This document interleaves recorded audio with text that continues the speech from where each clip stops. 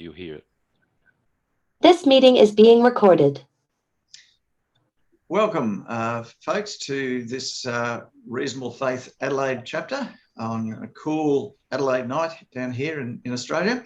For anyone overseas, we welcome you to join, and indeed those that might subsequently view this on YouTube. Thank you for viewing this.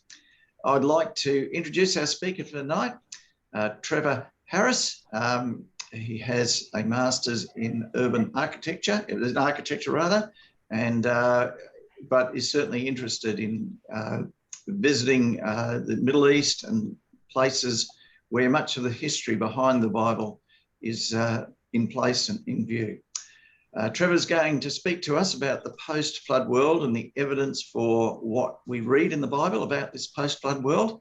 So, Trevor, I'd like you now to take over, please, and commence your presentation. For those that are watching, we do have a chat box down at the bottom of the Zoom. So if you wish to leave any queries for Trevor for later review, we usually go for about an hour or thereabouts. And if you wish to leave comments for or queries, then click the chat and put in your comment, and we'll address them after Trevor's finished. Thank you. Please proceed, Trevor. Thank you, Stephen. Yes, my passion is researching Bible sites, and I formed a company 20 years ago with that aim. And I'm interested in identifying the sites and the relationship they have with one another, and particularly how it relates to God's plan of salvation.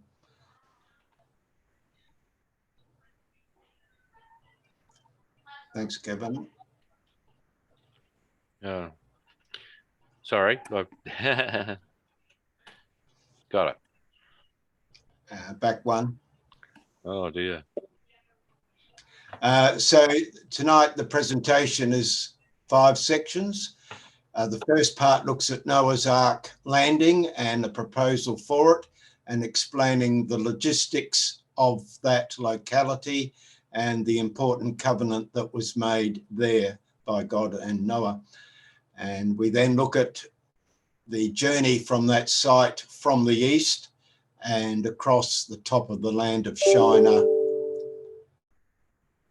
We are also looking at Noah's campsite, a proposal, a controversial one, where the early settlement began of his family. And then following on from that, according to Genesis, there is a rebellion led by Nimrod, and the Tower of Babel is constructed in Iraq, and we look at that proposal.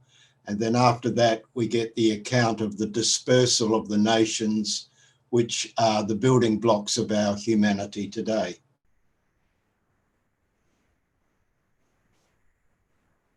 Okay.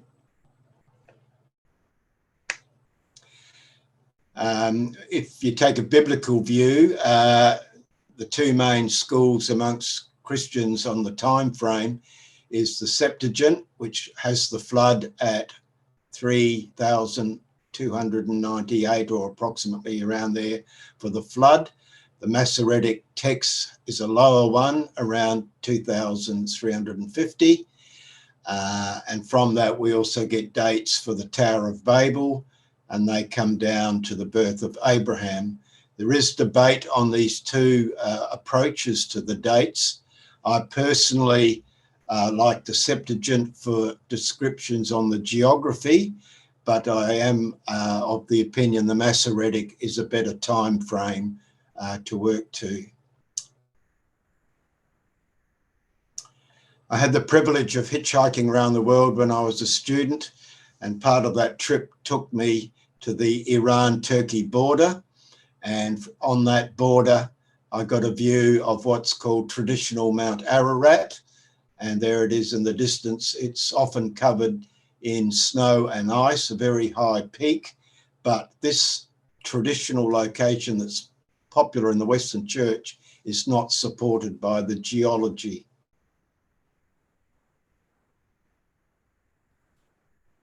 Okay. There's a lot of mocking of the story of Noah in today's world, but it's interesting that when it came to Greenpeace organising a protest about the climate debate, they chose Mount Ararat as the location of one of their assemblies, and they built a timber model representing Noah's Ark. So they weren't afraid to invoke the story as part of why they wanted to draw attention to the saving the world climate debate. Thank you.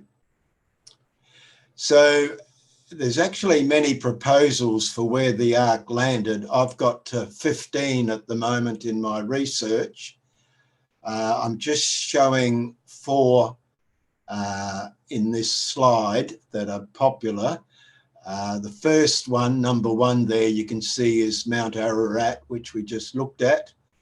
Next to that is another site called Dunipar, which is a controversial mudslide, which has a boat shape on the top of the mountain, which some people support. Down in Iran, there's actually about 4 or 5 mountains offered for where the Ark could have landed. And the argument there is it's definitely in the eastern zone, and that's put forward. But the number 4 there is the one I'm particularly interested in to show you tonight, and that is a place called Mount Kudi. Trevor, what are the letters there? AUCTE. They're what was produced as bubble pointers to the actual location. So A is Ararat, C is Kudi, T is the name of a Iranian site, and so is E, and U is Urfa, which also has a couple of sites offered. So they're just legend markers.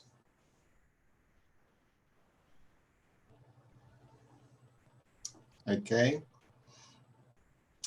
So the Bible makes a very strong statement to help us, and that is, it says that after the landing, they travel from the east and head west. So it's very important that we understand what the east is from a biblical viewpoint. So Jerusalem is the navel in question. So if you plot the temple site in Jerusalem accurately, and then with software available today, you can actually draw the definitions of what is north, east, south, and west very, very accurately. And our site of Mount Kudi, we'll see later, is just inside what's called the eastern sector of the world. Okay.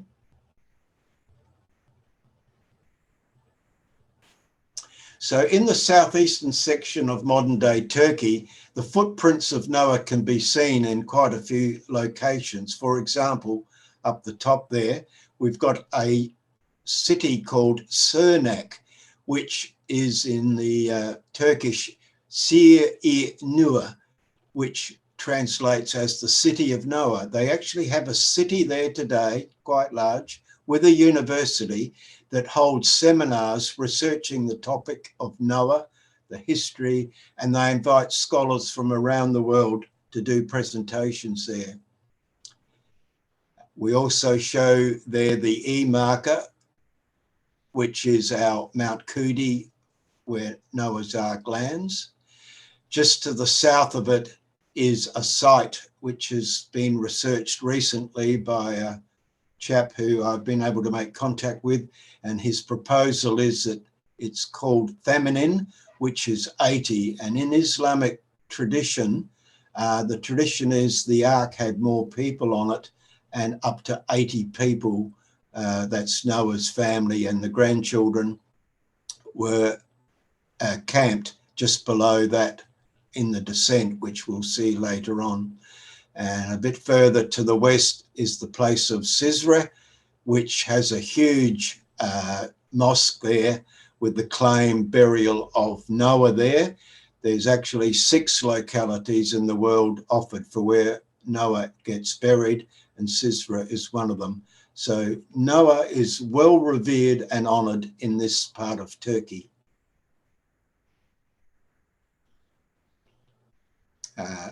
So here's a photograph taken from the western side of Mount Kudi, and you can see it's a magnificent large limestone plateau, and at the peak and below it are all the foothills which are sandy, showing evidence of the flood. So our proposal is the ark lands on the top at 2,000 metres, and surrounding that mountain is the runoff that occurred with that event.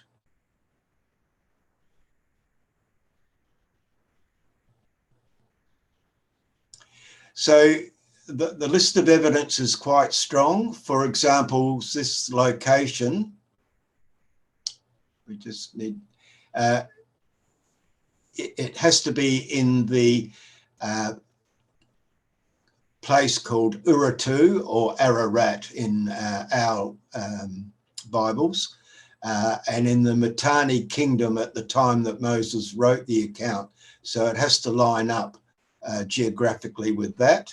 We'll see a map later. It's within the eastern region, which I showed earlier. The geology supports this location. We'll look at some archaeology examples which support it. It has evidence of a monastery that was built in the Christian era, the Byzantine era, and it's also got an Islamic mosque on it, honouring Noah. And when they built the Hagia Sophia doors in Istanbul, they claimed they used timbers from Noah's Ark in the construction of the doors. And there's historical accounts of pilgrims over many years going there, and like all pilgrims, are no different today, they like souvenirs. So bits of the ark were eventually taken from that site by different people. And in the history, they're all recorded and there to be read. And this mountain, interestingly, is honoured by all three major religions. That's Jewish. There's remains of a Jewish synagogue called Ezra on the top, as well as the Christian and Islamic sites. And even today, the Kurds see it as their mountain and see themselves as custodians of it.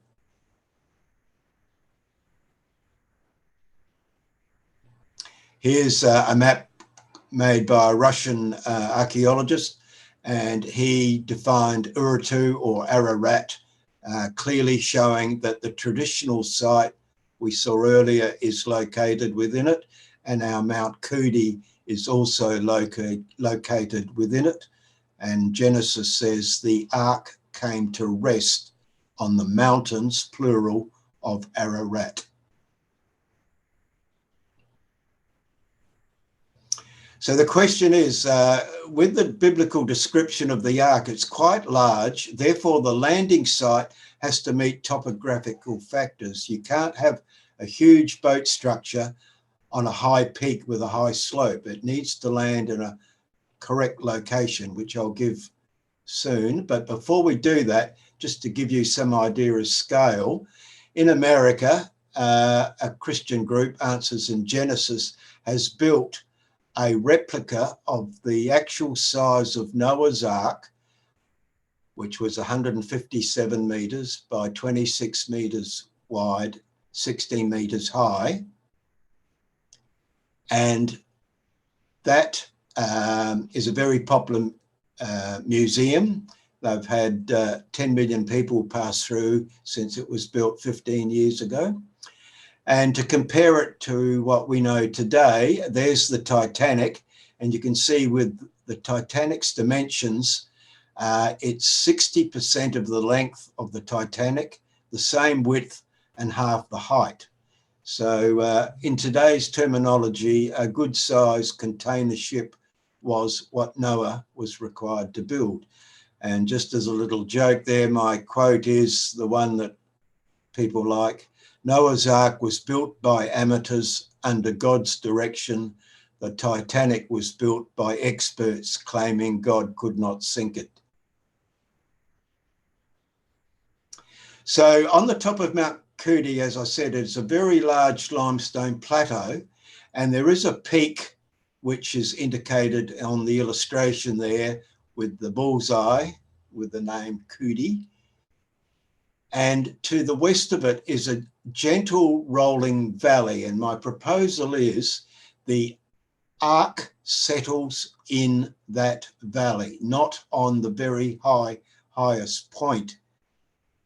And I've scaled in those dimensions I gave earlier, so you get a bit of an idea of the size of the ark and the valley it's in and the peak adjacent. And my proposal is they were directed out of the ark and told to build an altar on the peak 500 meters away. Also on this illustration, we see two places of descent from the peak, and that is the wild animals are released quickly and they head off to the north in a very large valley that takes them away from the pinnacle. But the Noah and the livestock, the animals that he has to care for, and his family are led down the southern slopes, showing the alternative way that they exited the site. And on that high point, we're told of a fantastic event occurring where God gave a covenant with the sign of the rainbow. And God says he set that bow as a reminder to us that he would not flood the world again, and that it was an agreement made. So the point I'm emphasizing here, the worship of God, the principle of sacrifice was there in the foundations of the post-flood world. And it's no surprise those elements are there in every culture, some godly, some not godly, of course, but the principle of it is there in early civilization. The Germans took an interest in this site and sent some archaeologists there. And in 1954, one of them, Friedrich Bender, was looking for remains of some of the timber that had been there historically in the past. And he came across very small samples of wood that had tar-like substance in them. But unfortunately, the Kurds, who see the mountain as holy, would not allow him to do a dig. So he could only pick up stuff on the surface. The Kurds take seriously their custodianship and are not keen for the mountain to be excavated. What's interesting about the question about the pitch used on the ark, it's not coal or oil pitch, it's actually timber distillation that creates the pitch that waterproofs the ark. And that technology has been used for many centuries in many countries. You don't need coal and oil to make pitch for a boat. Trev, just a question. Yep. Did he take in any samples of the tar, and can that actually be carbon dated? Yes, he did. There is a report that the Germans produced. He's just died recently, by the way, but he came up with a date of 6000 BC for the timber, which is, you know, part of the big debate that happens on these topics is radiocarbon related to this, but he did get a high reading for the bit that he did salvage. If indeed, Trevor, at least much of the oil and the tar is caused by what we call fossil fuel these days. Those fossils may well have been buried by the flood, which happened after the ark was built. So there was no tar or oil, except it was perhaps naturally occurring from organic compounds from which Noah could have used it in any case to seal the ark. Could it? Yes, I agree. No, it's not needed to be coal, as you say. That comes after. Okay.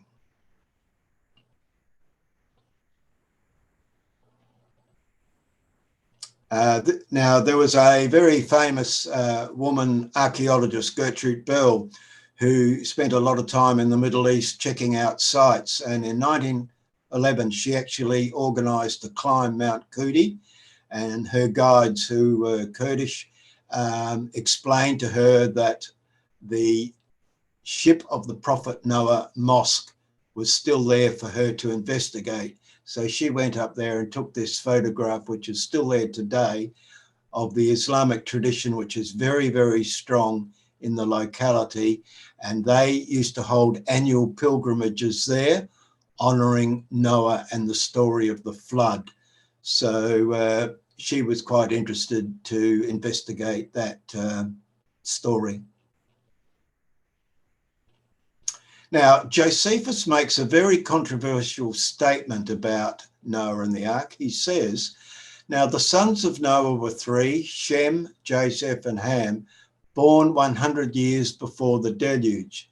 These first of all descended from the mountains to the plains and fixed their habitation there, and persuaded others who were greatly afraid of the lower grounds on account of the flood, and so were very loath to come down from the higher places to venture to follow their examples.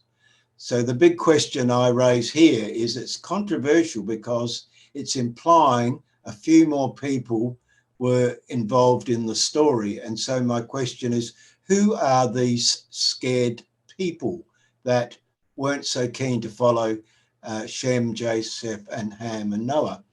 And one of the explanations, which we can discuss later if you wish, is there may have been grandchildren on the ark as well that helped in the whole logistics of the exercise.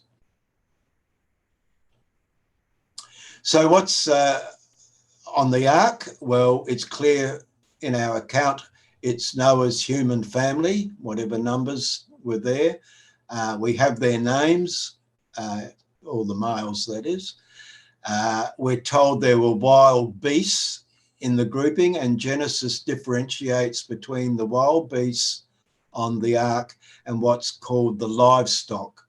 Now, with livestock, that means fowls, sheep, goats, cows, pigs, horses, donkeys, camels, llamas, deer, buffaloes, yaks.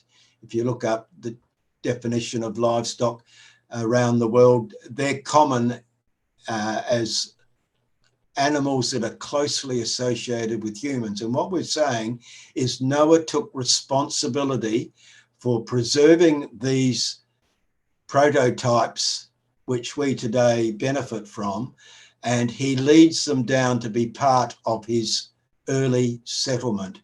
So it's not an evolutionary explanation of the relationship between humans and livestock. What we're saying is it was there in the early foundations. There were also creeping things and winged creatures. So it is a different model for explaining the growth of civilization.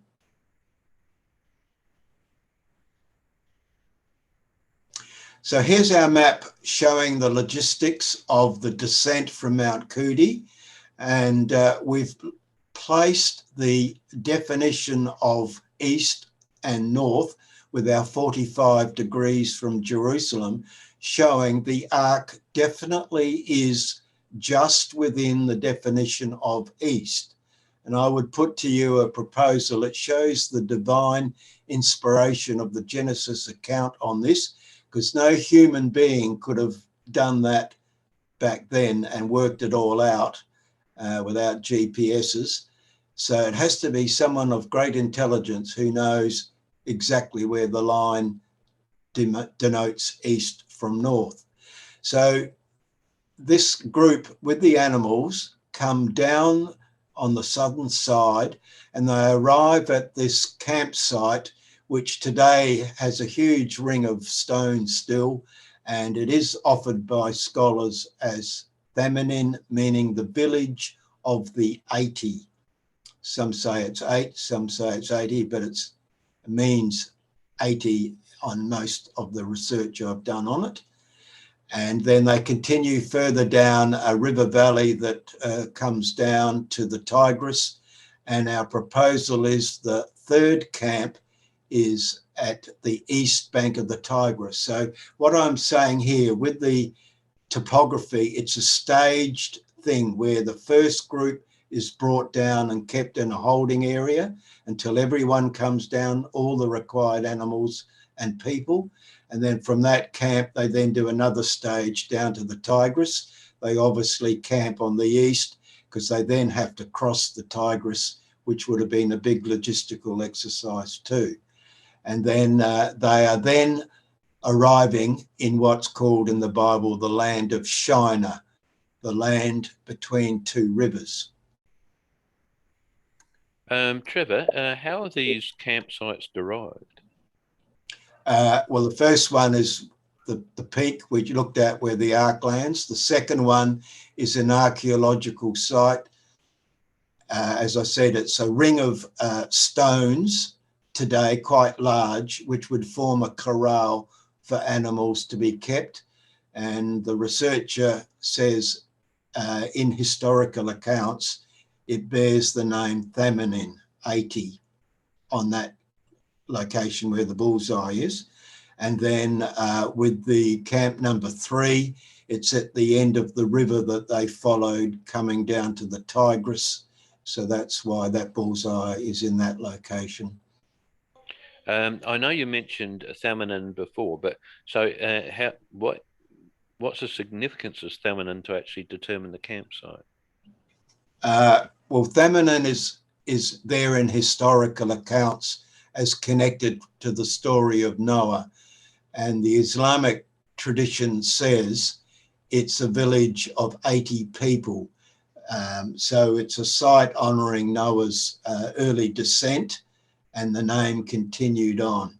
So that's why that name is in that locality. I can give you later the researcher who's given me the coordinates, and you can see it clearly on Google Earth. There's a very large ring of stone forming a compound on the slopes of the hill. So here's our proposal of that scripture. And as the people migrated from the east, they found a plain in the land of Shinar and settled there. And what we're showing here is a series of campsites from the Tigris heading due west, and they have to find a plain in the land of Shinar. Now, the land of Shinar is what we call Mesopotamia today, the land between two rivers, the Tigris, Euphrates. So there has to be a fertile plain to be able to meet that description. And our proposal is, if you can see the Haran plain there on the map, it's a large green plain near a place called Urfa in Turkey today. And our proposal is this is where Noah headed under divine direction for his final campsite. The interesting thing about this route is even today, it has the remains of a trade route that followed the same course. And it's very close to the boundary today between modern Turkey and modern Syria.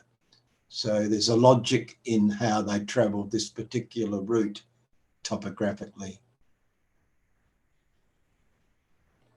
So if you come into Urfa today, you can see clearly in Google Earth this very dark green, large plain, which has evidence of early settlement. And on its sides, the more barren hills today. But in the time of Noah, it would have been a fertile plain as well. As the waters drained off, the grass would have started to grow early. And there's 2 sites there archaeologically. One's called Gobekli Tepe. We'll see why that's important. And the other is Gertrude, which is another ancient site. And our proposal is this is where Noah's family rig up their tents.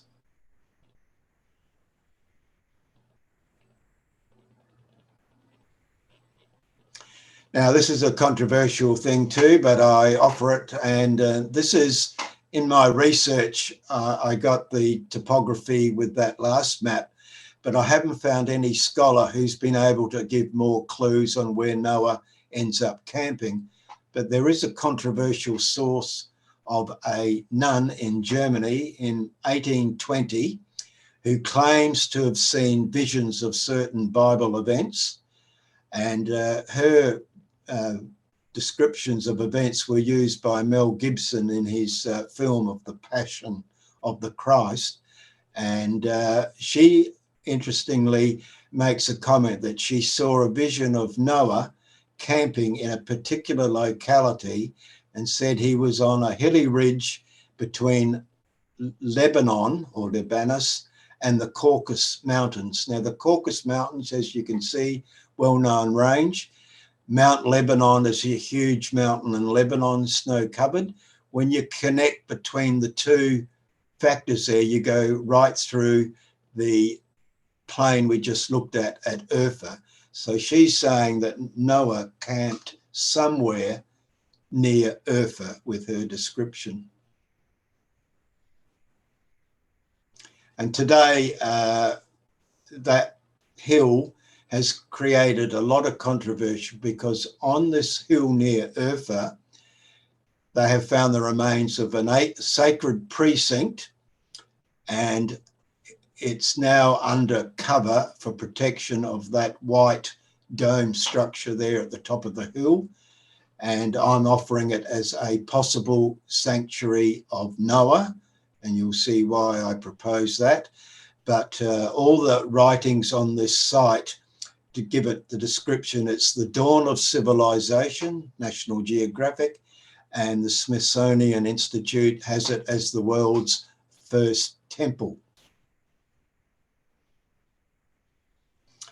And in the digging out of this hill, they found these amazing pillars forming series of circles with T-shaped columns.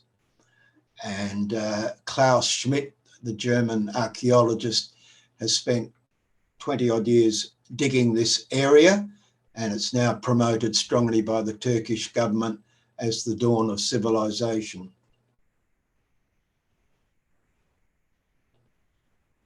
And here's artist's depiction. It's a series of concentric rings with the pillars integrated into walls in a central worship area or sanctuary of some sort.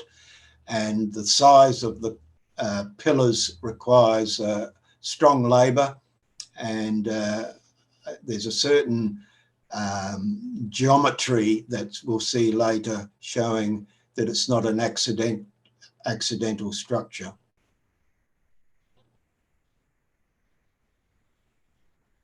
The other way, Kevin.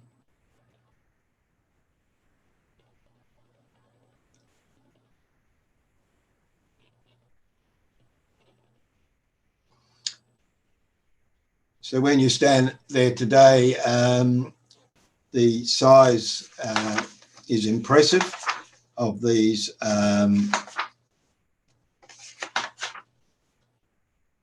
structures. They're 4 meters high around the ring and 5.5 meters at the center, and they weigh 8 to 10 metric tons.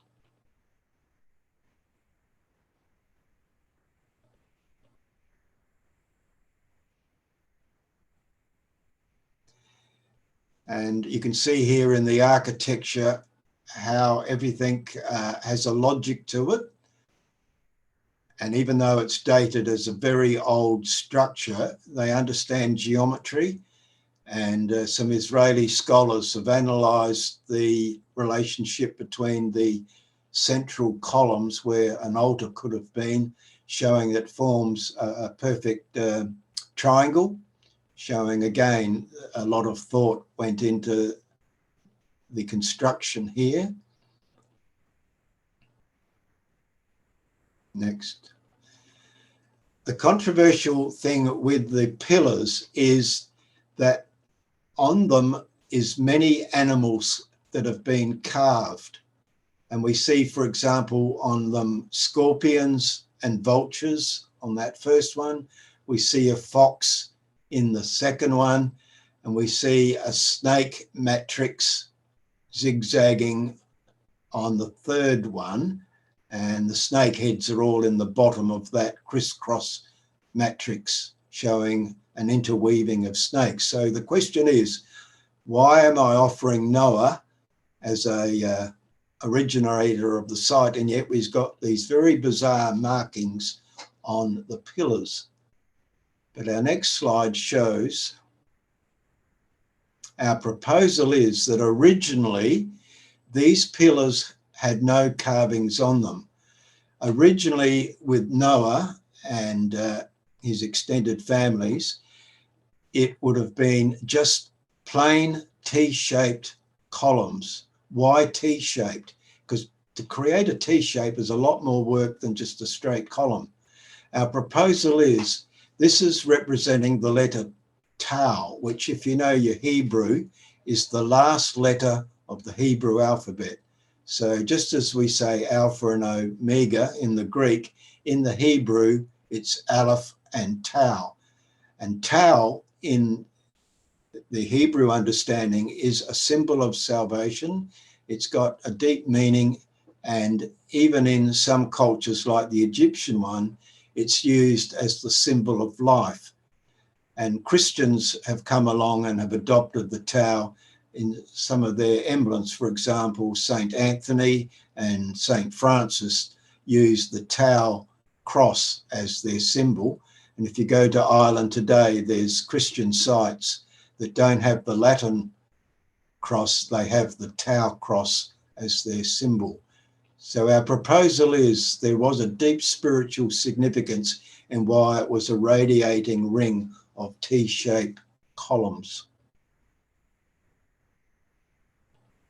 So what are the features of Gobekli Tepe? Well, by the way, Gobekli means pot belly and Tepe is hill. It's pot belly hill. And that's because of the shape of it, it gets that name. The dating by the archaeologists is at least 9,000 up to 10,000 BC.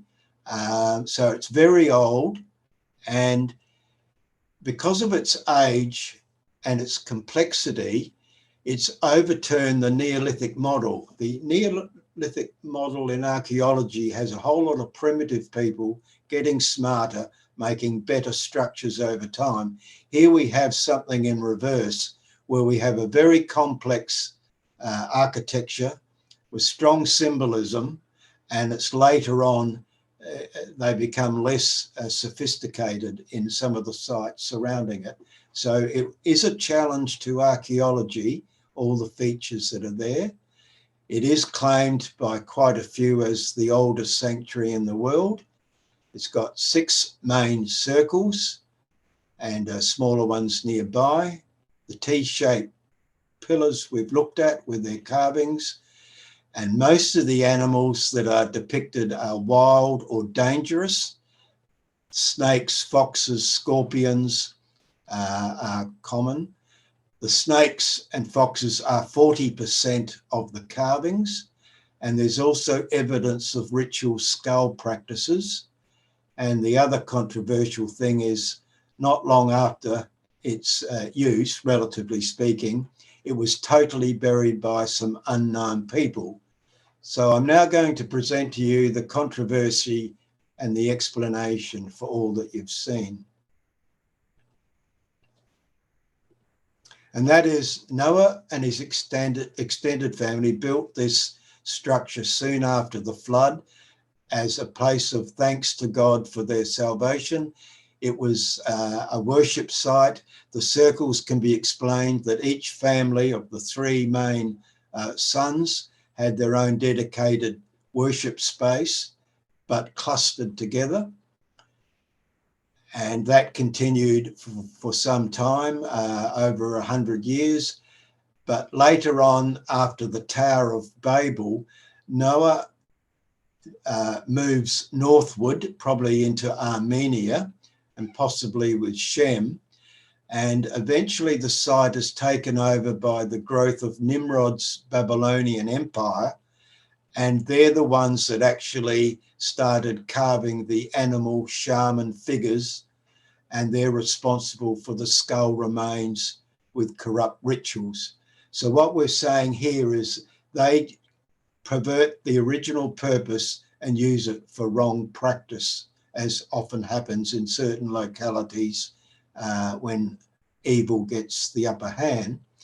And I believe the reason for its burial, controversial, is it could have been Noah and Shem returning later and arranging for it to be totally buried because of the offence of how it was used, or possibly Shem and Abraham, who do have the same time frame, if you get the correct dates right.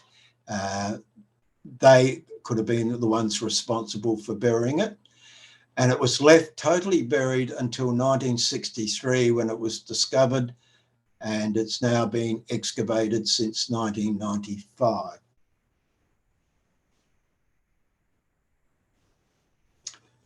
So the Fertile Crescent has a lot of evidence supporting the origin of quite a few produce. So as well as animals and people, Noah, we're told, was a man of the soil. He's an agriculturalist.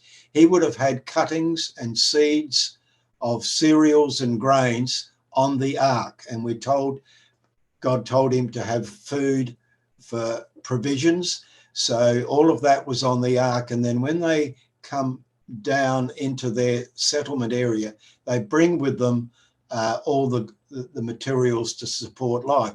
And it's interesting, a very short distance to the northeast of this campsite is a mountain with the oldest wheat sample in the world. So it's been told to us that that's where wheat got going, and no surprise, Noah's campsite's nearby.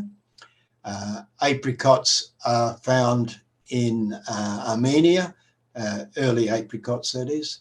Grapes and wine are in Georgia, nut trees in Iran, and pistachios in Syria, showing agriculture flourished because of the industry generated by Noah and his descendants in the Fertile Crescent.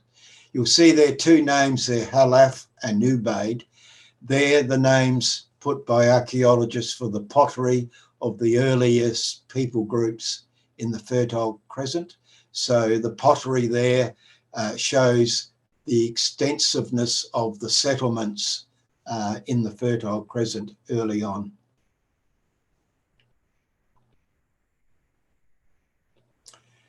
So we're now looking at the question of the Tower of Babel. And again, there's 4 proposals for where the Tower of Babel was built. As we're told in Genesis, Nimrod is one of the organisers behind that exercise. Up the top is Tel Brak locality. There is a lady who has proposed that area for the tower. That's what I call the northern location. But then there's another archaeologist who's offered Eridu down the south as another location. So that's got its supporters. And then in traditional Babylon number 3 in the middle is also a location offered for where it could have been built. And what's interesting is you can see there in the middle a place called Hit, which today has evidence of a long history of a source of bitumen.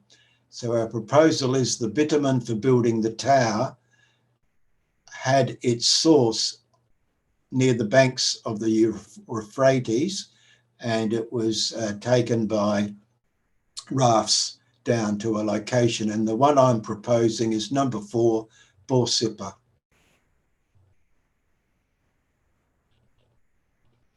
So today, Borsippa, there's a very old photograph of it, and that site has all these mounds around the base, and then evidence of a tower sitting on top of it. And the top bit there, which you can see protruding, is actually vitrified clay, showing evidence of burning at some point in its history. So our explanation for this site is interesting in that a Jewish rabbi in the 1st century gave this description of the Tower of Babel. He said, the uppermost third of the tower was burned, the lowermost third of the tower was swallowed into the earth, and the middle third remained intact. And what he is describing is what you see in front of you. Now, the history of this site is that a very old leader in Babylon called Hammurabi in 1810 to 1750, he wanted to restore the Tower of Babel site, and he made an effort at it. And the Austrian archaeologists on this site have found the remains of his original effort that didn't get very big, but he intended to try and do that. But later on, our friend Nebuchadnezzar, well known in scripture, he wanted to rebuild the Tower of Babel, and he built this structure you see in front of you, and he went to great effort to try and create a platform and a tower and a temple on the top. And later on, the Persians invaded that area and they destroyed it by burning it. And they set it alight. The bitumen that was used and the reeds and the timber, as well as the bricks, caused a huge inferno, resulting in that vitrified tower that you see today. My proposal is this site is very close to the correct location. So my proposal is there's a hill from where this photo is taken is probably the more correct location of the original tower, we'll see in a minute. But what we're seeing in this photo is the tradition of the tower is in this locality, and it's called today Borsippa, which means tongue tower, commemorating the diffusing of the tongues that occurred in the locality.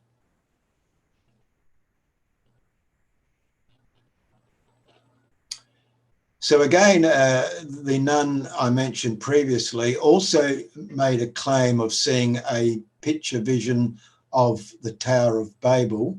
And I use her input, even though she's controversial and not a scholar. She makes some points which line up with what I'm researching. She says it was on a rise in a plain near Babylon.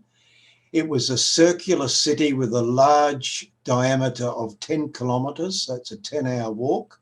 It was a ring of 25 tribal settlements that had streets leading to a central tower. It had the appearance of a giant anthill with a polygonal shape.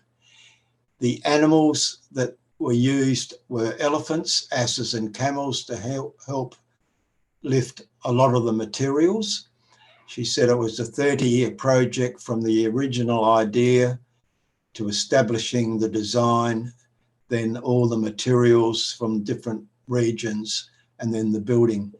And she also clearly names Nimrod as the key leader who, after its judgment by God, took a lot of the materials 18 kilometres away to build Babylon.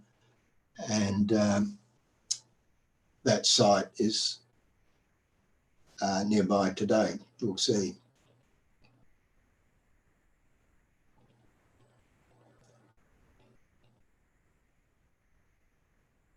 So coming in on Google Earth, we can see our Borsippa Tower that we saw earlier with the bullseye.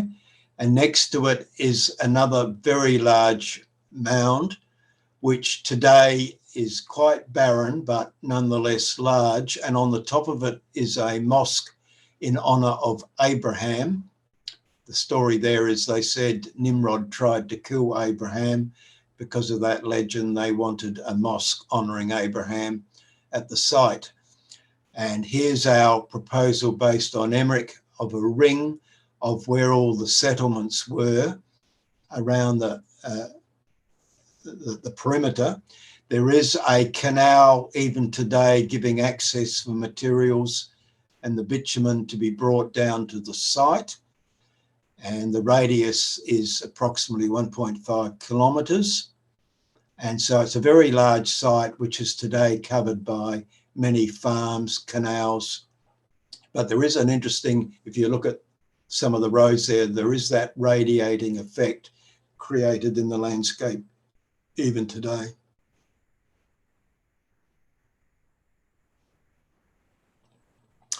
So after the judgment by God and the confusion of the tongues, we have Nimrod establishing 8 cities recorded in Genesis. He has 4 sites in the south in what's called Sumer, and the Akkadian Empire is Babylon, Erech, Akkad, and Calneh.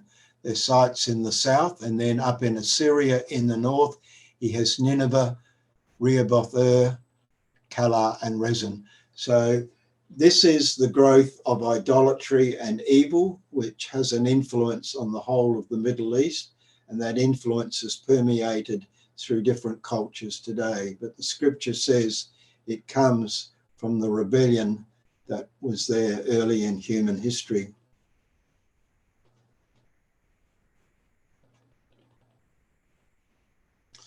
Interestingly, when the EU was formed, they did different promotions, and one of their promotions was they created a poster based on the famous Bruegel painting of the Tower of Babel. So on the left there is a poster that says Europe, many tongues, one voice. So Europe's many nations all trying to have one voice through the EU. That was the logic with that poster. But as time went on, there was a lot of debate about whether that was appropriate or not, but nonetheless it did occur. So when the EU commissioned these French architects to design the EU Parliament in Strasbourg, they came up with a architecture, you'll see on the right there, which shows a concept of an unfinished tower. Can you see there the elements show it didn't quite make it all to the top. And when quizzed the architects to justify why that was in their design, they said it's an unsettled snapshot of geometry. As an architect, we often make our rationale for our designs, and you can see there the influence of the Bruegel painting on the Parliament building.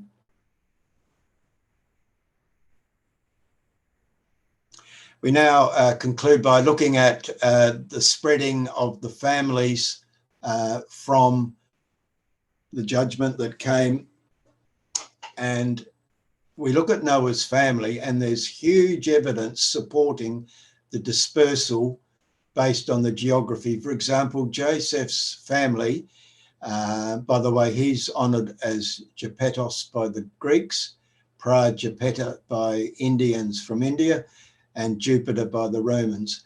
But in the listing of the nations with his descendants, we get the Cimmerians, from whom the Germans can be traced. Magog, according to Josephus, creates the Scythians, well known in history. Madai creates the Medes, the Median Empire. Javan is there in the Greek history that the Hebrews call the Greeks the Jevanim. Elisha, one of the grandsons, is where we get Hellas, which is commonly used in Greek culture.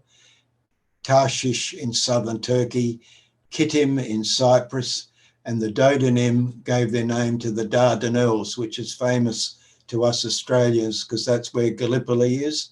The Dardanelles get their name from a grandson of Noah. Tubal was found in the Tubalites, and even today the capital of Georgia in the Caucasus area is Tbilisi, honouring that name. And the Caucasus are home to a number of tribes. Meshech is used for the Moscani, which Josephus offers, and some would say that links to Moscow. And Tyrus is Thrace, or modern Macedonia. They were known as the Redhead people. So plenty of evidence supporting Joseph's family continuing on in the building of the European family. When it comes to Ham's family, again, it's very clear.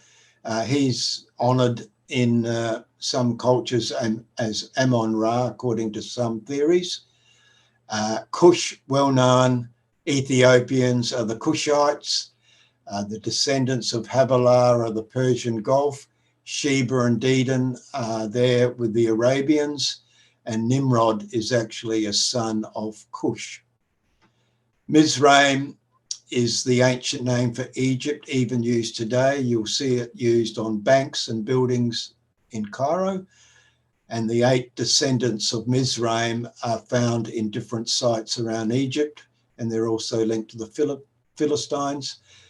Put is Punt, and there's a bit of debate whether it's Somalia or North Africa, but he's remembered. And Canaan, of course, the 11 descendants of him are all scattered through the Levant, with Sidon, the Hethites, the Jebusites involved with Jerusalem, the Hivites and the Sinites, all recorded in scriptural references.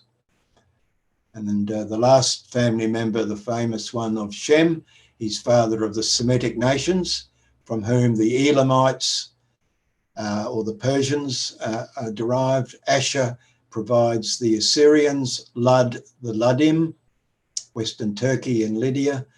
Aram is the Aramaeans known as the Syrians. And Paxad is a key figure with the line coming down to Abraham via Selah, Eber, who creates the Hebrews, Joktan and Peleg. So we end up with Abraham. So as we can see, there's no shortage of evidence showing the building blocks are all there from Noah's family.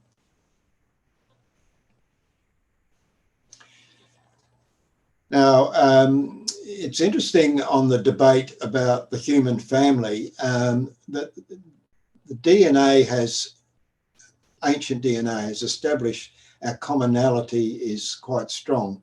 And Brian Sykes, who's a Oxford professor of genetics, put out this book called The 7 Daughters of Eve. And in it, he explains how we're all related from a common stock, common ancestry.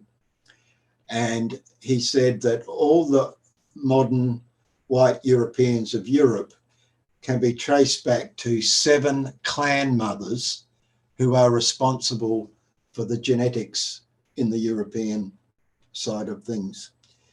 And I'm not an expert in this area, and next month I believe we're looking at that topic as a group, so I'll leave it to that to discuss this further, other than to say Genesis clearly supports all the nations coming out of Noah's family. It's recorded that way, and I'm saying the evidence is there.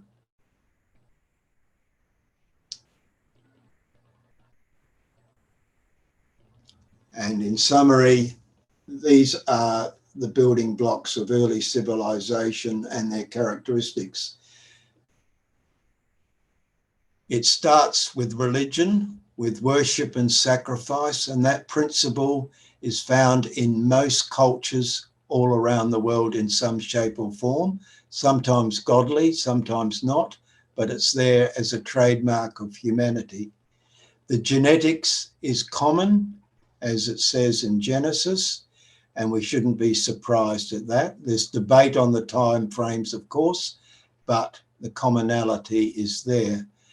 The domestication of animals that are called livestock is early on, and that's a trait there in many people groups, that the prototypes were there from the beginning. With agriculture, we see the same. Lots of examples of their early origin in the Fertile Crescent. And then that technology and knowledge was taken around the world by the different people groups. They would have taken with them the grains and the fruit trees, and in some places it withered, and other places it flourished. We also see knowledge of building and engineering. To build Noah's Ark required great understanding of construction and tools. We see evidence of that also in the building of the Tower of Babel, and we also see it in the early example of the pyramids in Egypt. The early pyramids are better than the later ones, showing they were more intelligent at the start, but they lost the technology over time and created more primitive forms later. We also have metallurgy very early on, and tool making is also very early on. To create the engravings at Gobekli Tepe, you can see it needs bronze tools, not stone hammers, to create those images. We see also developed language and writing was there, and astronomy was known in some shape or form because they had calendars. The diary of Noah is all recorded. The understanding of the months is known, and the recording of years is known. So that all comes showing incredible intelligence. And sculpture, crafts and pottery are found early on. So in summary, early humans were spiritual, intelligent and skilled. It challenges the evolutionary theory that it's over a long period of time that we get smarter. I would put it the other way. We start off fairly smart, but you can lose technology, you can lose intelligence, and you can not reach your full potential if you don't get the right encouragement. So that's my proposal. Thank you for the opportunity of sharing with you.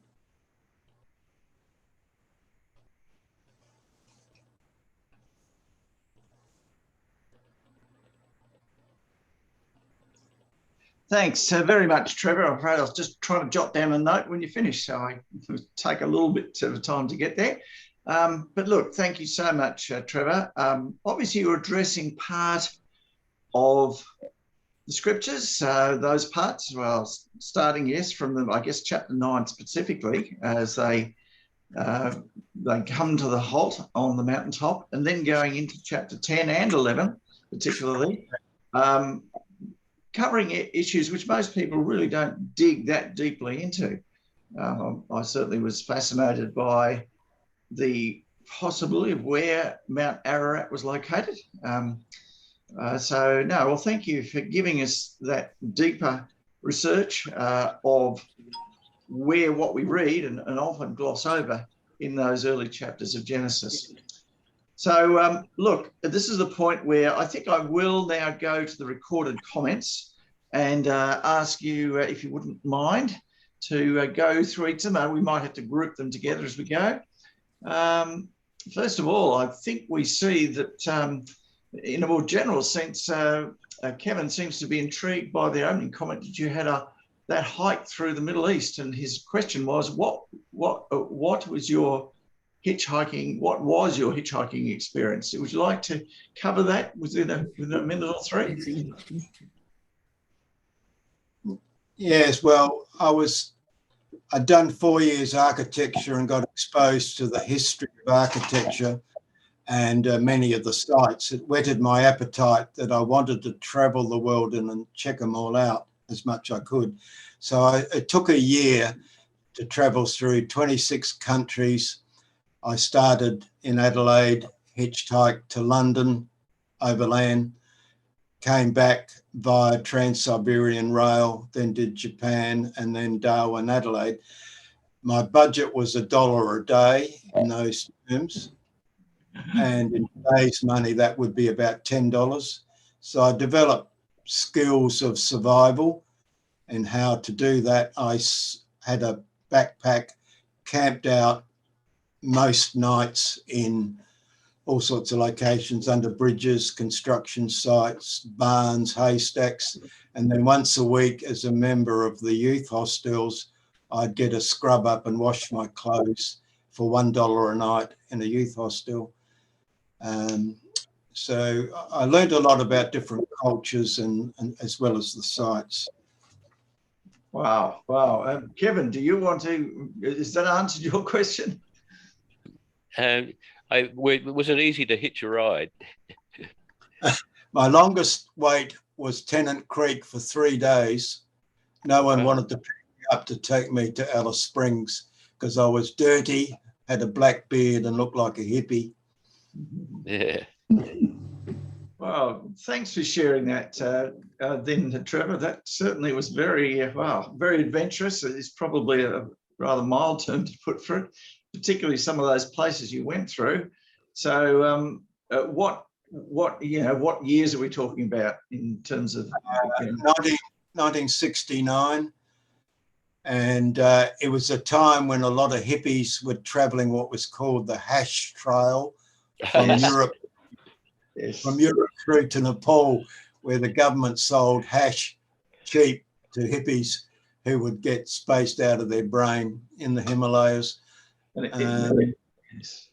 Yes. And in those days, of course, we didn't have the Iranian Revolution, did we? The Shah was still in power and would have made it somewhat safer to cross Iran.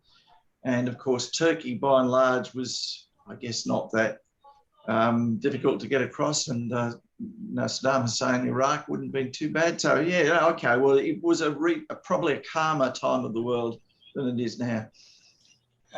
Definitely. The other thing I could make a comment, being Australian was actually a big plus, because I met other people who are American or English or German, and as you know, their countries created problems around the world and they used to get badly treated sometimes, whereas if you're from New Zealand, Australia or Norway, you're a good guy. So it's a benefit in being part of a small country. Well, thanks for, first of all, thank you, Kevin, for asking Trevor to tell us a bit about that adventure that he had. Now, next one on, this is again, I think, from Kevin, slide 31. How can you associate these sites with Noah? And he says it seems highly speculative. Do archaeologists have alternative explanations? And then referring to slide 33. In fact, Kevin, would you like to summarise that again, please? I'll share the screen and pull it across. Let's see. Go back to slide 31. So you can see all that, can't you? Yep. It's a general, but like you've mentioned various sites in along the route, and how can you associate these sites with Noah? I've got further questions on this. It all seems pretty speculative, and there are stacks of archaeologists who kind of work in this area, and would they kind of interpret this through the eyes of the Bible or of Noah, or would they go down completely different paths in interpreting the archaeological sites that they see? Are you looking at the proposals for the Tower of Babel? It's kind of a general comment.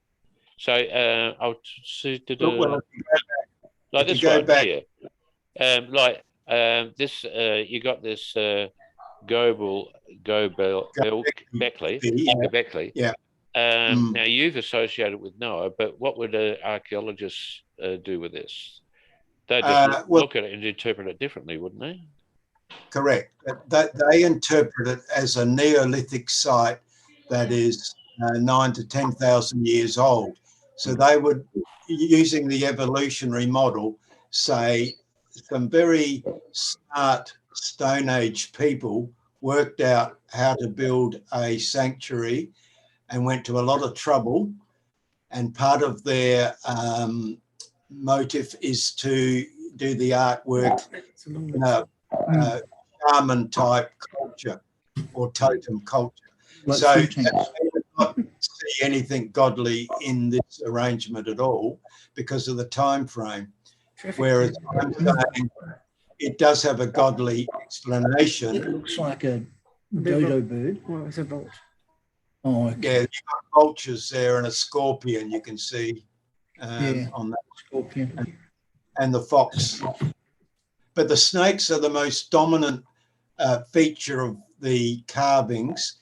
As I said, 42% of the carvings, which are very extensive, are either foxes or snakes. So the question you asked, that would not be Noah and his family. You know what I mean? Like that just doesn't add up from a godly viewpoint. So I'm saying those carvings were done later by a more idolatrous culture, and Nimrod certainly follows Noah's early family with his empire that we looked at coming over 100 years later, at least, possibly more.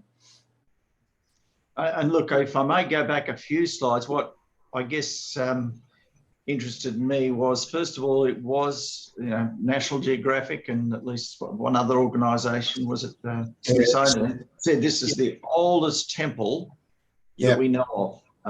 There was no older temple, according to two, I'm going to call them secular organisations that are, but very scientific organisations, that look at various sites around the world, and they came to the conclusion this was the oldest temple. Now, if you match that, if you like, to the biblical account of who was the first person after the flood, Noah, of course, and his sons, then I guess you can make that intersection at that particular point. Yes, the carvings are obviously the issue that then has to be explained. If Noah was brought up to believe in one true God who didn't worship animals, then yes, we've got a problem with those animals that are carved in there. And what is the explanation then for those animals? But archaeologists are probably neither godly nor ungodly. They're just trying to figure out a story based on the rocks alone, without trying to correlate it with the Bible. But does it kind of demonstrate, all right, if you do that, you can still fit in the story of Noah being compatible with it without it kind of proving the story of Noah? Yes. The point is that we're all in agreement that it's obviously some sanctuary of spiritual significance. So both Christian and non-Christian would say everything points to an intelligent sanctuary, deliberately constructed with a lot of trouble, showing it was important to them. So that's common. Where the debate is the time frame, and the other is the engravings can be seen in different ways. I'm putting forward an explanation that there is logic if you see the first group aren't into totem worship, but what we would call pure worship. And later on, it's taken over by a group who were hunters and who were malicious in some of their practices. And so they're a much more evil civilization for a period of time at the site. And the fact that the site got buried means who has a reason to bury a site like that? There has to be a reason. And I'm saying possibly Shem, possibly Abraham, someone like that would say, hang on a minute, this was a godly site. We don't want it, the desecration of it, seen by other people. And so the fill was put in. Quite a big job, by the way, that was done. Okay, let's go back to the other comments. Chats. Sorry, yeah, Kevin, are you happy for that to be the answer you wanted to hear, or at least you can now... I wanted to hear. I just wanted to hear the answer. I didn't have any preference. I was just asking a question. All right, you mentioned that talked about evolutionary view, what's the 9,000 BC is nothing in evolutionary theory, but how are these archaeological claims discordant with what's in the Bible? What's the problem? It's part of the debate about the time frames that get allocated to human-made objects. And if you take a biblical time frame, you get lower time frames, whereas this time frame of 9 to 10 is quite large. So that's really part of the debate. An evolutionist would say this is just part of an unusual phenomena that pops up in history. They can't fully understand it. When you read all the articles, they can't fully understand it. They do admit it's unusual because of the complexity early in the Neolithic period. All right. Where do their dates come from? Like, how did they arrive at 9000 BC? No, the radiocarbon done by Klaus Schmidt is where he came up with the 9 to 10,000 figure, and he bases it on charcoal found with pistachio remains, I believe, on the site. And he also uses a technique that I don't understand called carbonate dating of coatings, but he goes into it, and he did create shock waves when he produced his material to the archaeological world. They were quite flummoxed by the readings he was claiming for this locality. Are they too old or too young, as far as they were concerned? Well, they're very old, and they're coming at where sites later are seen as more primitive in terms of Stone Age. So the sophistication that's there in it is, we get the same phenomena in Egypt with the pyramids, where the Fourth Dynasty pyramids are far superior in technology, construction, everything about them are definitely better than all the ones that come later that are mud brick, showing that something dropped off in Egyptian history in terms of pyramid making. So it's the same riddle. How do you explain the Great Pyramid being far better than all the ones that came later? Whereas traditional explanation is you start experimenting, you get smarter and improve, and eventually you get a U-Butte one at the end. Mm.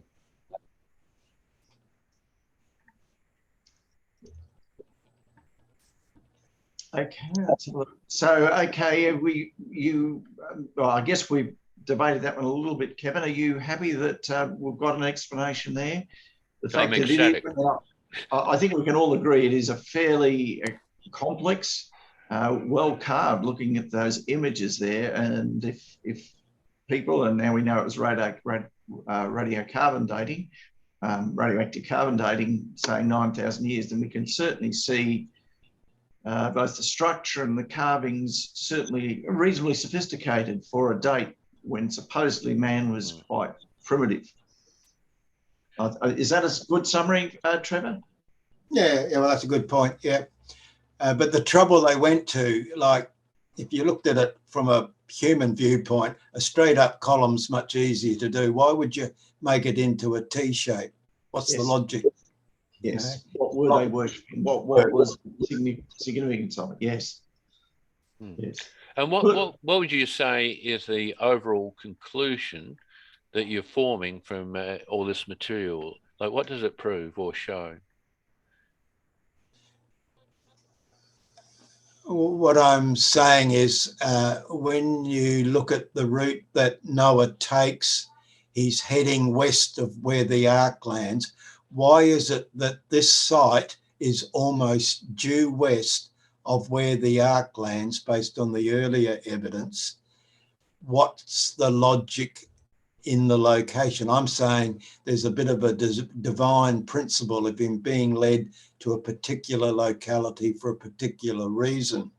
So it's not an accidental thing that it so happens to be due west of the ark landing.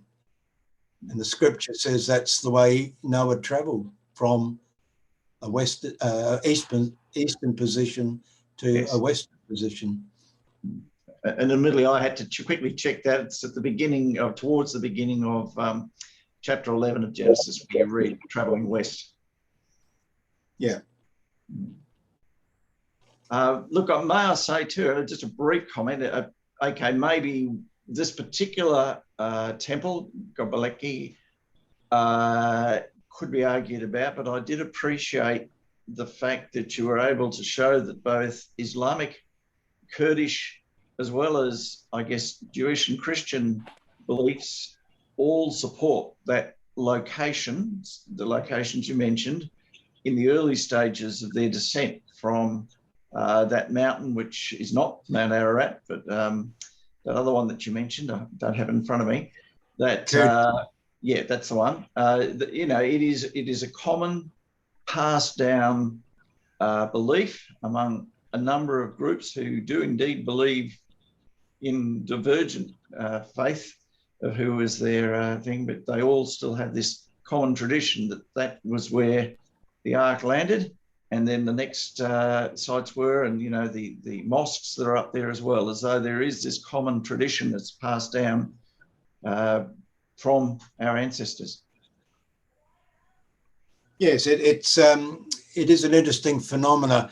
As I mentioned, in the place of Saranac, the city of Noah has a university, and on the web you can find many articles of symposiums they've held there, where they invite scholars to give their perspective on all these geology, archaeology, history, etc. And they take it quite serious that they are custodians of a story and a tradition which is part of what they've inherited. Yes. And we would query the Kurds saying, well, you can't dig here, but that indicates a view of something being holy. To them, that's what they're there to do, to make sure it's not desecrated or taken advantage of in some way. Yes, yes. No. I mean, obviously, we can all dispute the memory that's passed down to us, and perhaps the traditions and indeed the myths that are passed down to us from previous generations, multiple generations. But when you start to get a consistency, there has to be some, what can I call it? The consistency itself has some argument of conviction about what actually did happen beyond our own particular memories. Mm. Okay, well, let's go on and see if they've got another. Let's go for another chat. Oh, that's right. I asked, we talked about the Basipa Tower, or Tower of Basipa, as where a great statue, probably and possibly the Tower of Babel, was originally constructed. And I've recently been reading through the book of Daniel. So did that relate in any way to that huge image that Nebuchadnezzar put up, which also had Shadrach, Meshach, and Abednego getting into fire? Yes, well, it's important to differentiate. There's two sites. One is Babylon, which is what you just described, Stephen, with the Daniel story. And there is a palace temple area in Babylon, which can be put forward where that image was erected. Yes. Babylon means the gate of God. That's slightly different to the Tower of Babel. Babel means confusion. So you've got two sites. One's where the Tower of Nimrod's built. The other is Babylon, which is the city later that he builds up and becomes the headquarters of his empire. But even so, he did seem to travel then out. This is when I first glanced at this slide 34. I saw Nebuchadnezzar's Basipa Tower, and I thought, is that the tower? Well, I see what you mean. He traveled from Babylon, his major city, out to this other site, and knowing, let's face it, he knew the history of the going back in history of the previous records of Babylon, said, I want to rebuild what one of my ancestors built. So that's the connection there. Is that right? Yeah, that's right. He's Nebuchadnezzar's wanting to do a grand effort at the site where the other original tower was. What's also interesting is Saddam Hussein, as you know, was very keen to re-establish Babylon and its glory at the other site. And he got it eventually listed as a UNESCO site. And they've done a lot of restoration of the temple precincts in Babylon today. That's the city founded by Nimrod. But the Tower of Babel is 18 kilometres to the southwest of that area. Okay, so just finishing off my final comment, but then I'll go back to Kevin. Kevin, you asked, is the location of Nineveh known with certainty? Would you like to comment on that, please, then, Trevor? Yes, Nineveh is fairly well agreed as on the east bank of Mosul, and there's a lot of archaeology supporting it as an ancient site in that part of Iraq. Yes. And that's also the location of the visit by Jonah. Yes. And interestingly, in Mosul, there was a huge mosque built called the Mosque of Jonah. And it stood there for many centuries, and it was visited by Jews, Christians, and Islamics. And just recently, ISIS, when they control that area, blew it up and demolished the whole mosque. So that upset all the locals, both from 3 religious groups. But the connection of Nineveh is very strong in Mosul. Yes, and that's what I've heard too. I've got some other archaeologists who verify. In fact, it's probably on my next comment where they would verify some of that. That yes, Mosul, I think you'd find, Kevin, is generally, almost definitely regarded as being the site of Nineveh. And they've dug up lots of Assyrian records that have traced king lists and other things. So I doubt, I've never read of any dispute that Mosul or the mounds near Mosul are the site of ancient Nineveh. Oh yeah, it's just that when you actually kind of look over maps, they've got question marks next to various sites, and I was just wondering whether Nineveh was one of them. But I'm just going off my memory from around about 20 years ago, so it's not very reliable. I do agree that one of the disputes that can be made is Ur of the Chaldees. Of course, I think it was there was a British archaeologist who found an Ur right down towards the southeast of the Euphrates River and said, that's where Abraham came from. And yet others have pointed out there have been other Urs, and I've got his name somewhere, but this renowned archaeologist was probably jumping to conclusions there, and the very fact that it was called Ur of the Chaldees distinguished it from the other Urs. And we saw on Trevor's westward projection of the descendants of Noah into the land of what was the land over there towards the west in Turkey?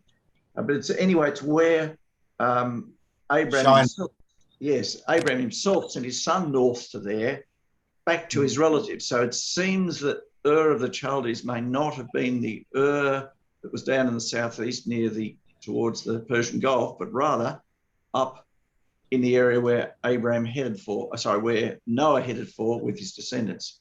Would you agree with that, Trevor? Yes, I'm aware that there is debate about Ur being near Urfa, which is where we had Noah. Yes, that's right. Yes. Just your other point, there is debate about Ur of the Chaldees. I actually have another location for Ur of Chaldees down in the southern area. And the reason for that is there is debate about the location of Akkad, which is a Nimrod site. And I can't go into detail now other than to say in my research, I do have slightly different proposals on some of Nimrod's cities, both in the south and in the north. Okay, look, certainly this is not the place to debate that. Look, my final comment, which I was typing away when you finished your presentation, I have a book here. Now, look, obviously there are people that dispute different things, but I've got, so I'm just reaching for it. Unwrapping the Pharaohs by John Ashton and David Down. And I previously talked about this with Kevin some years ago. He looks at each of the pyramids. He's a sort of an Egyptologist, but the issue that he believes, and it points out, the first few dynasties of Egypt, the pyramids were not that well aligned with the stars. And his thesis, it wasn't until about the fourth or so dynasty that they really started to really align themselves with their real precision with the with the stars. And his point being that the ziggurats in Mesopotamia were actually preceded the Egyptian pyramids in terms of their accuracy with alignment, and that was possibly, and his point being, whether it's just speculative perhaps, that it was when Abraham came out of that area of Mesopotamia and went south, went down to Egypt after read about him perhaps foolishly going down there, that the Egyptians only learned how they're to align with the astronomical or with the stars from the ziggurats in Mesopotamia. Do you have any comment on that? Yes, I'm familiar with David Downs' material and have read a number of his books and articles. Yes, there is quite a bit of debate on the astronomy and the mathematics and the other high points in those early civilizations. The Chaldeans in southern Iraq are seen by some to be the forerunners of knowledge of astronomy, and yes, Abraham being an inheritor of some of that information. The other question that comes up with astronomy is how you actually do your measurement and observations. And one of the controversial proposals is the invention of the telescope was actually much earlier than the Europeans who claimed the benefit of it back in the medieval times. Some say that the ancients may have had primitive type telescopes that enabled them to do more accurate star checking. Yes. But my point is, as you may gather from the talk, is the intelligence factor of people that live many hundreds of years, getting, fairly wise on lots of topics, means that it's not unusual that they were able to do quite complex calculations with their buildings and surveying. And certainly I've done a lot of research on the Great Pyramid. The mathematics that's in the Great Pyramid shows incredible precision in the alignment. And in Mesopotamia, they possibly had the same skills with different people. Yes, okay. Well, look, yeah, that's a little bit off the topic here that I raised, so I don't want to go down that route too much. But no, well, look, thank you. Now, has anyone else got any further questions? I think we've looked at all the recorded questions. Anyone else got any questions they'd like to put to Trevor? Well, thank you, Trevor. I found that fascinating. I guess I would have to say that I've glossed over some of the accounts there in chapters 9 through probably 11, so of Genesis. So you put together quite a good explanation from different sources, having been there personally yourself, of linking the various sites that we read about and not necessarily have taken much notice of. So I'd like to thank you for that. Any other comments before we stop the recording? Okay. There's one other I forgot to mention, and that is there is a book out that shows many of the royal families in Europe have done research, and many of them can claim they link their family tree right back to Joseph's names in his family. Okay. The material on that's quite fascinating to show that there is that connection back to the early origin groups. Good. Yeah, Good. I use Ancestry to trace some of my ancestors back to a king in Wales from the year 354 who was killed by being slayed by. He was killed by a dragon, but nobody will believe it. And on the way, I found out that some of my the sons were actually born before their fathers, so they could time travel then too. So. Very good. Well, I think we perhaps need another session with Kevin telling us about his ancestry. It's probably a good topic to have. Most of them couldn't read or write. Very good. Well, yes, if you don't mind, then Kevin, would you stop the recording, please? Yep, no worries. I'll do it now.